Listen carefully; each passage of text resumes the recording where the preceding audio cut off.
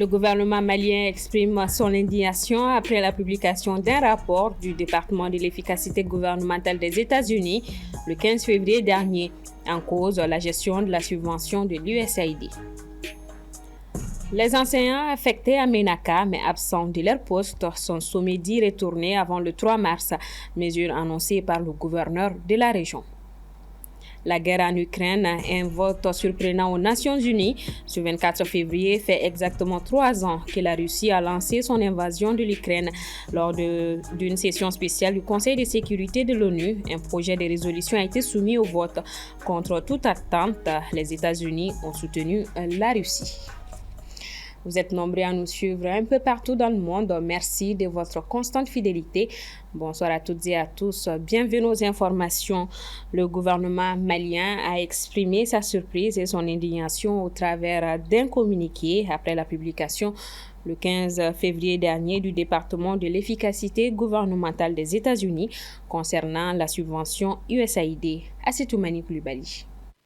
Le 15 février dernier, sur les réseaux sociaux, le Mali était cité parmi les pays dont les subventions ont été annulées par les États-Unis. Hier, lundi 24 février 2025, les autorités maliennes ont en effet réagi par le biais d'un communiqué émanant du ministère des Affaires étrangères. Le gouvernement malien a exprimé sa surprise et son indignation face à la situation portant sur une supposée subvention de 14 millions de dollars, soit environ 8,8 milliards de francs CFA, destinée à soutenir la cohésion sociale au Mali. Dans son communiqué, le ministère des Affaires étrangères et de la coopération internationale a tenu à clarifier la position du Mali sur cette affaire. Il ajoute qu'il a aussi dénoncé, bien avant la mise en place de la nouvelle administration américaine, le danger de l'utilisation de l'aide publique au développement comme instrument de déstabilisation et de subversion de nos pays par le financement des réseaux terroristes et comme moyen de violation de la souveraineté de nos États. Également, dans la note, le gouvernement malien souligne qu'il avait déjà pris ses distances avec l'USAID. C'est à ce titre que le gouvernement s'est depuis 2 ans réservé de signer l'accord quinquennal de subvention d'objectifs de développement avec les États concernant le financement des projets de l'Agence américaine pour le développement international USAID et a ajourné la mise en œuvre de certaines activités, y compris celles relatives à la cohésion sociale, à condition de respecter la souveraineté du Mali, les priorités et les procédures d'exécution nationale en la matière.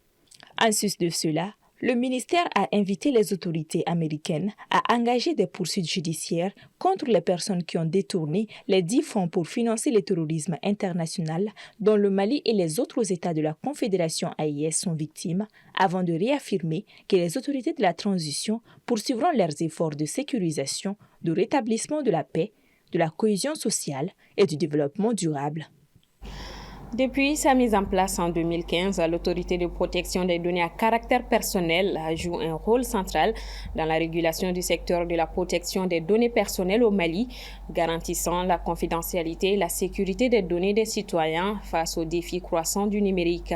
Dans le cadre de la célébration de ses 10 ans, elle a animé ce mardi 25 février une conférence de presse pour dresser son bilan. Djeneba Samake. Au moment où le numérique prend une place de plus en plus centrale dans le quotidien au Mali, la question de la protection des données à caractère personnel devient plus que jamais cruciale. Les avancées en matière d'intelligence artificielle posent de nouvelles problématiques en matière de sécurité et de confidentialité. Cette mutation accélérée nécessite un cadre robuste pour garantir la confidentialité et la sécurité des informations des Maliens. Ainsi, depuis sa création, l'Autorité de protection des données à caractère personnel APDP a adopté plusieurs normes à caractère réglementaire, organisé des campagnes d'information et de sensibilisation du grand public sur leurs droits en matière de protection de la vie privée et a également infligé des sanctions aux personnes physiques et morales pour non-respect des principes de protection des données personnelles. En une décennie, l'APDP a su relever de nombreux défis, notamment l'accompagnement des organismes publics dans leur mise en conformité par les sanctions des manquements afin de promouvoir une culture de la protection des données personnelles au Mali. Ces 10 années d'engagement et d'action méritent d'être célébrées, non seulement pour retracer les chemins parcourus, mais aussi pour projeter l'avenir et renforcer notre mission dans un monde où les enjeux numériques ne cessent d'évoluer. Cette rencontre avec la presse était l'occasion pour le président de l'APDP de parler des acquis, notamment de la constitutionnalisation de la protection des données.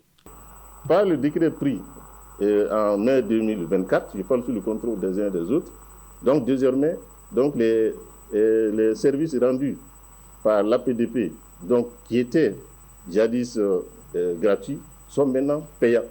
Et j'insiste là-dessus, ce montant va au trésor public. Un des acquis également, c'est la pénalisation dans le nouveau code pénal et le code de procédure pénale. Sans compter les actions de sensibilisation et les rencontres internationales. Et c'est vrai qu'on a beaucoup fait, mais il reste beaucoup à faire toujours. Avec un programme riche et diversifié, l'APDP entend célébrer ses 10 années d'existence à travers le lancement du premier master en droit numérique au Mali, la tenue d'un grand colloque international, des panels et thématiques stratégiques. Ces festivités ont pour but de faire de la protection des données à caractère personnel un outil au service du développement numérique au Mali. Affectés à Ménaka mais absents de leur poste, les enseignants de la région ont jusqu'au 3 mars pour regagner leur lieu de travail. C'est la décision prise par le gouverneur de la région dans un communiqué officiel. Soumaïla Fani.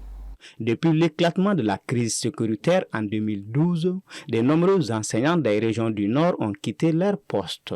Dans un communiqué publié ce samedi 22 février, le gouverneur de la région de Ménaka invite les enseignants en abandon de poste à y rejoindre impérativement leur lieu d'affectation avant la date butoir du 3 mars. C'est vrai qu'aujourd'hui, l'absentéisme des enseignants constitue un défi majeur pour l'éducation dans la région de Ménaka, mais notre souhait, c'est de continuer avec la sensibilisation, sinon de créer certaines conditions pour que ceux qui sont à Bamako ou dans les régions qui désirent rejoindre leur poste, mais par faute d'insécurité sur nos routes, sont encore loin de leur poste, que ces enseignants aient au moins une dernière occasion de rejoindre leur poste. Le chef de l'exécutif régional précise également que passé ce délai, les enseignants concernés s'exposeront aux sanctions prévues par la réglementation en vigueur. Toutefois, ces derniers posent des conditions à leur retour. Notre première exigence, c'est de réactualiser au fur et à mesure les listes avant la date indiquée sur la lettre pour que les collègues déjà présents ne soient pas victimes de cette décision. En plus de ça, que les autorités prennent les mêmes décisions au niveau des autres services dont leur présence peut même favoriser non seulement le retour des enseignants, mais aussi le maintien des enseignants à leur poste. À l'instar de Ménaka, plusieurs autres villes du Nord sont également touchées par l'absence de fonctionnaires, entraînant la paralysie de certains services publics. À Gao, par exemple, de nombreux services financiers de l'État ne sont plus opérationnels depuis 2012. Pour rappel, en avril 2024, le gouverneur de Kidal avait déjà lancé un appel similaire aux fonctionnaires absents afin d'atténuer les souffrances de la population locale. En Mauritanie, le parquet a requis 20 ans de prison ferme contre l'ancien président Mohamed Ould Abdelaziz, actuellement jugé en appel en Nouakchott. Lors de son réquisitoire, le procureur général de la Cour d'appel, Sidi Mohamed Ould Moulay, a accusé l'ex-chef d'État d'avoir utilisé sa fonction à des fins personnelles. Condamné à 5 ans de prison en décembre 2023 en première instance, Mohamed Ould Abdelaziz avait fait appel de cette décision. Pour rappel, il a dirigé la Mauritanie de 2008 à 2019. Hors du continent, ce 24 février a marqué 3 ans jour pour jour le début de l'invasion ukrainienne par la Russie. Cette commémoration a été l'occasion pour le Conseil de sécurité de l'ONU de voter une première résolution préparée par l'Ukraine et ses alliés européens. Aminata Keita.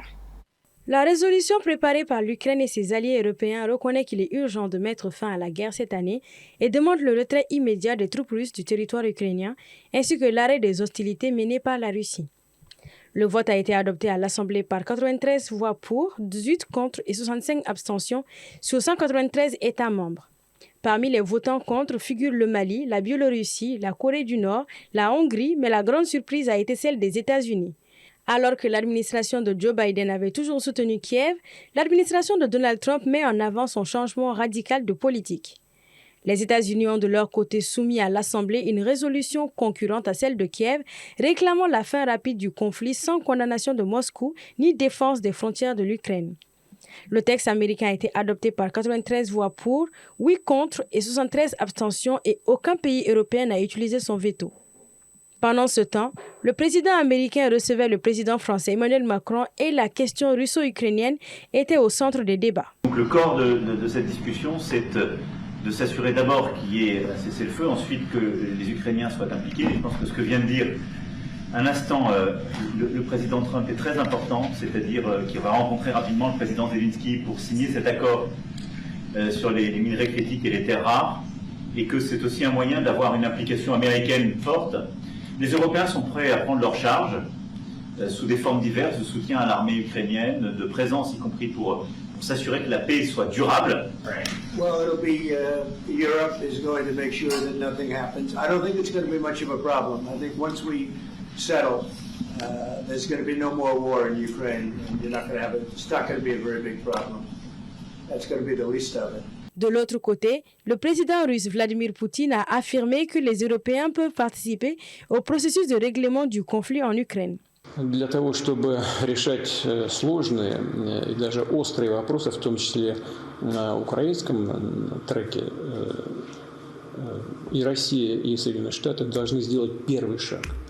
В чем он заключается? Этот первый шаг должен быть посвящен повышению уровня доверия между обоими государствами. Вот именно этим мы и занимались в Ар-Рияде. Moscou a salué ce matin la position de Washington qu'il qualifie d'équilibrée, estimant que cela témoigne des réels désirs de contribuer à un règlement. Retour au Mali et nous parlons sport. Les Aigles dames reçoivent en ce moment même au stade du 26 mars de Bamako les Panthères du Gabon au compte des matchs retour des éliminatoires de la CAN Maroc 2025. Après sa large victoire 6-0 à l'aller disputée à Libreville, la sélection nationale féminine du Mali ne devrait avoir aucun souci à l'occasion de cette manche retour pour valider son ticket pour le dernier tour de ces éliminatoires de la CAN Maroc 2025. Voilà ce qui referme ce 1945. Merci à vous de l'avoir suivi. À demain, même heure, même plateau.